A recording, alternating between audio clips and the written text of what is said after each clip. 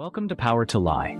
In today's History Behind the Lie, we are going back in time to understand how a 1953 CIA coup created today's Iran. In the summer of 2026, two governments invoked the same date. Iranian officials, negotiating a nuclear framework that had already collapsed once, cited 1953 as the reason Washington could not be trusted to honor an agreement. American officials, defending a military campaign that had killed Iran's supreme leader, cited 1953 as proof that American interference had always produced the opposite of its intended result. Both sides. Same year. Same event. Opposite conclusions. Ayatollah Ali Khamenei was killed in a joint U.S.-Israeli strike on the 28th of February, 2026. A memorandum of understanding was signed at Versailles on the 17th of June. By the 8th of July, President Trump had declared the ceasefire over after Iran attacked 3 ships in the Strait of Hormuz, and the U.S. launched fresh strikes in response. The 14-point framework is in serious jeopardy, and somewhere inside every conversation about what comes next, 1953 is still in the room. 4 groups are currently invoking that year, and each tells a different story. The Islamic Republic cites it abroad as evidence of American bad faith. Western politicians, Obama, Albright, Bernie Sanders, cite it as an honest accounting of past wrongs. Revisionist historians, most prominently Ray Takey of the Council on Foreign Relations, argue the CIA's decisive role is a myth, and that its dominance in the narrative has handed the Islamic Republic a moral shield it does not deserve. And the Iranian democratic opposition, monarchists, the National Council of Resistance of Iran, use it against the clergy themselves. You stood with the Shah at the critical moment. By the end of this you will have the documented record, the competing scholarly interpretations, and the incentive map. The evidence is substantial. What you make of it is yours. But to understand why this is happening, we have to go back to 1901. In 1901, William Knox Darcy paid the Qajar Shah £20,000 sand, a small share of future profits, for the right to explore and extract oil across most of Iran. Oil was struck in Khuzestan in 1908. The Anglo-Persian Oil Company, later Anglo-Iranian, today British Petroleum, was formed. The numbers are straightforward. In the 39 years between 1912 and 1951, the Anglo-Iranian Oil Company exported 338 million tons of Iranian oil. Iran received 118 million pounds. The British government collected 49 million pounds in dividends and 175 million pounds in taxes, more than Iran took in royalties over nearly 4 decades. In 1947 alone, the company reported after-tax profits of 40 million pounds.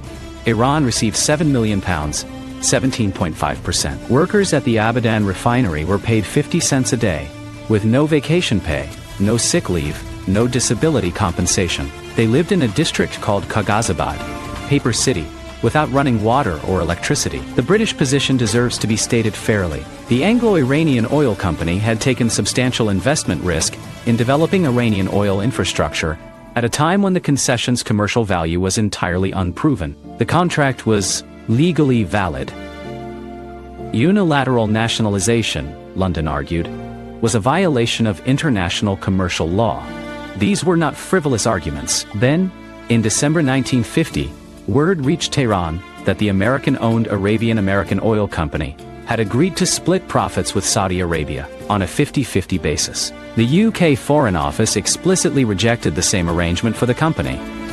What had been abstract grievance became concrete arithmetic. On the 7th of March 1951, Prime Minister Razmara was assassinated. On the 15th of March, the Iranian parliament voted to nationalize the Anglo-Iranian Oil Company. Mohammad Mossadegh became prime minister on the 28th of April 1951. Britain's response was immediate and coordinated. London brought a case to the International Court of Justice in May 1951.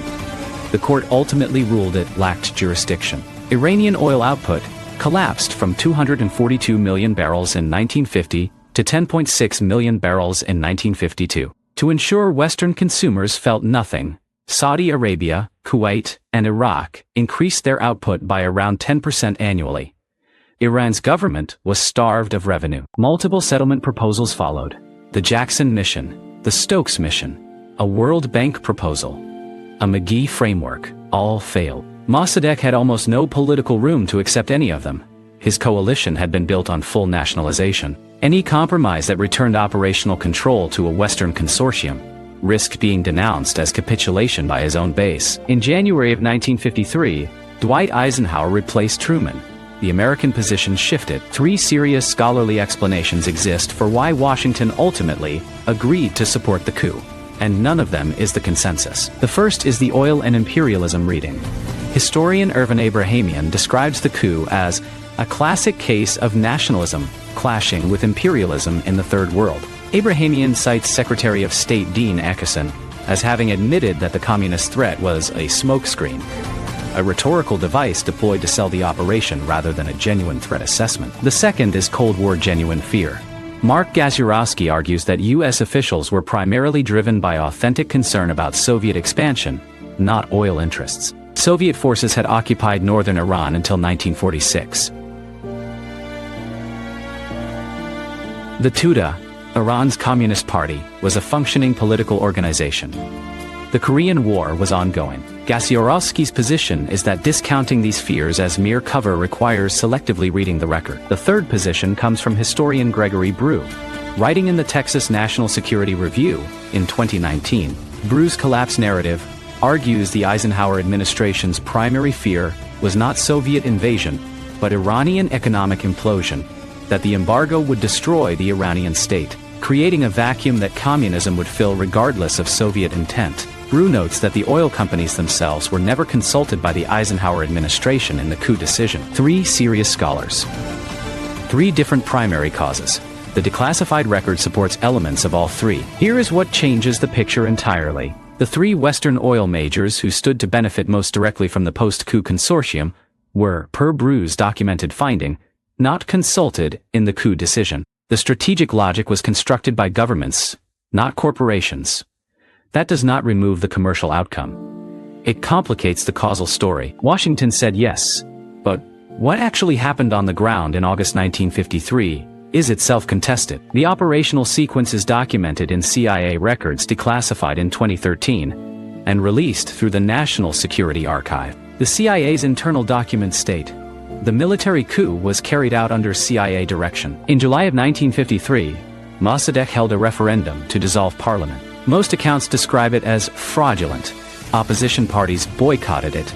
Results were implausible. Ray Takey and other revisionists argue this was the moment Mossadegh undermined his own constitutional legitimacy. The Shah issued a firman dismissing Mossadegh as prime minister. Mossadegh refused to recognize it. His constitutional argument that the prime minister cannot be dismissed by decree without parliamentary procedure was legally serious. On the 15th of August, 1953, the first coup attempt failed. Kermit Roosevelt Jr., the CIA's senior officer in Tehran, received an order to stand down and cease operations.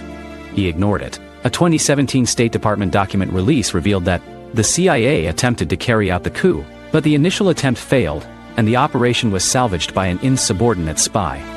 The Shah fled to Baghdad, then Rome. 4 days later, on the 19th of August, operations resumed. According to CIA declassified documents, some of Tehran's most feared criminal figures were hired to stage pro-Shah riots. Men paid by the CIA were bussed into Tehran in trucks. Between 200 and 300 people were killed in the fighting. General Fazl al-Zahedi was installed as prime minister. Takey disputes the framing that these crowds were manufactured, rather than genuinely mobilized. Scholars Alvandi and Gasiorowski described Takey's broader revisionist account as deeply flawed and highly selective. Mossadegh was arrested, convicted of treason, and sentenced to 3 years in prison on the 21st of December 1953. He served the sentence and was then placed under house arrest for the remainder of his life. The 1954 oil consortium that followed tells you what the operation had actually achieved. Nationalization remained on paper. In practice, a consortium of Western oil companies now operated Iranian oil on a 50-50 profit split, the precise arrangement Iran had been requesting since 1950, and which the UK Foreign Office had rejected. American companies now held a 40% share. Britain had refused to offer Iran what it ultimately got anyway. After a coup that cost Iran its elected government, the United States transferred $28 million to Zahedi's new government within weeks of the coup. The Shah's 26-year reign began in earnest. SAVAK, the Internal Security Service, was built with CIA training and assistance. The secular nationalist opposition, the political class Mossadegh represented, was systematically dismantled. The mosque remained. When organized opposition to the Shah eventually crystallized, it crystallized there because it had nowhere else to go. Here is the structural question that Abrahamian and CIA staff, historian David Robbery, answer one way, and that Takei answers another. Robbery stated, the CIA carried out a successful regime change operation. It also transformed a turbulent constitutional monarchy into an absolutist kingship and induced a succession of unintended consequences. He identified the 1979 Iranian Revolution as the most significant of those consequences. Takei's counter is precise. A 26-year gap, he argues, is simply too large for any monocausal reading. The Shah made his own choices. The 1979 revolution was shaped by a vast set of forces that had nothing to do with 1953. A middle position holds that the coup did not make the revolution inevitable, but it shaped its character. By eliminating the secular nationalist alternative, it left the revolutionary space to be filled by whoever was most organized. That happened to be Khomeini's network. The revolution need not have been Islamic. The coup made an Islamic revolution more structurally probable, not certain. What complicates the Islamic Republic's own use of this history? Khomeini labeled Mossadegh a non-Muslim in a 1981 speech. The secular democrat, who most powerfully symbolizes Iranian sovereignty against foreign interference, is not honored in the Islamic Republic school textbooks. Analysis of Iranian high school history textbooks shows the Islamic Republic dedicates little space to the 1953 coup in its domestic curriculum. The icon is useful abroad. At home, he is inconvenient. 4 actors. 4 incentives. None of them identical. The Islamic Republic invokes 1953 in its foreign policy, in negotiations, in sanctions comparisons, in every conversation about why Western promises cannot be trusted.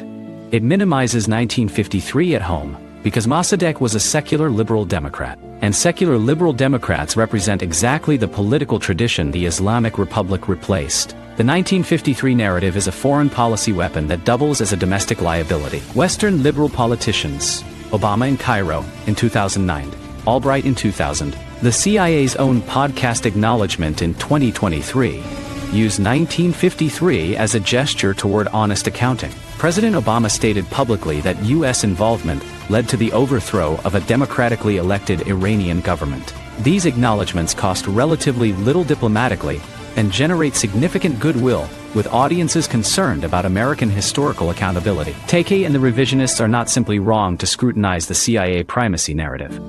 But it is worth noting who benefits if that narrative is successfully dismantled. Removing the CIA's decisive role from the 1953 story removes the Islamic Republic's most durable claim to moral high ground in its dealings with Washington. That is a finding with clear utility in Washington policy circles.